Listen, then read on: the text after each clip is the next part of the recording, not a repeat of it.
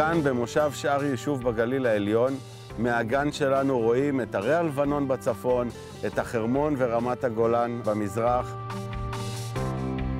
האירוח בשבילי זה סדרה של מפגשים. המפגש של האורחים אחד עם השני, המפגש שלהם עם עינת ואיתי, המפגש סביב השולחן הגדול עם האוכל והיין, הטבע, הנוף והכחול, ואז קורה משהו.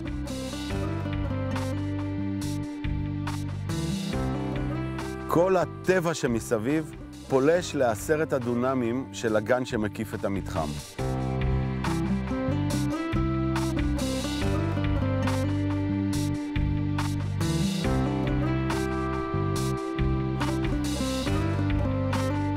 יש איכות מיוחדת כשהירק מגן הירק עובר הישר לשולחן ארוחת הבוקר.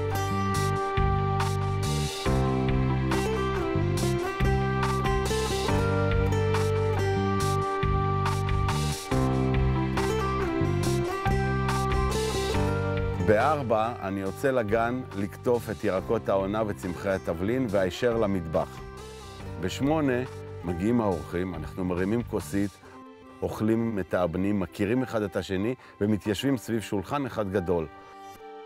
ושם אנחנו יוצאים במסע קולינרי של מנות ויינות של הגליל והגולן.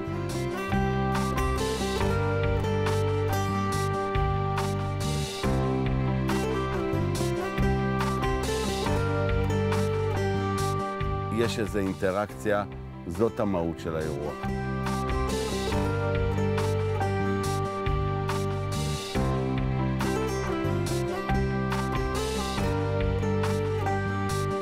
התפריט משתנה לפי תנובת הגן והעונה. אפשר לטייל בעשרות מסלולי הטיולים במים, בטבע, בנוף, אבל למה ללכת רחוק? אני ממליץ להסתובב ולטייל פה בגן.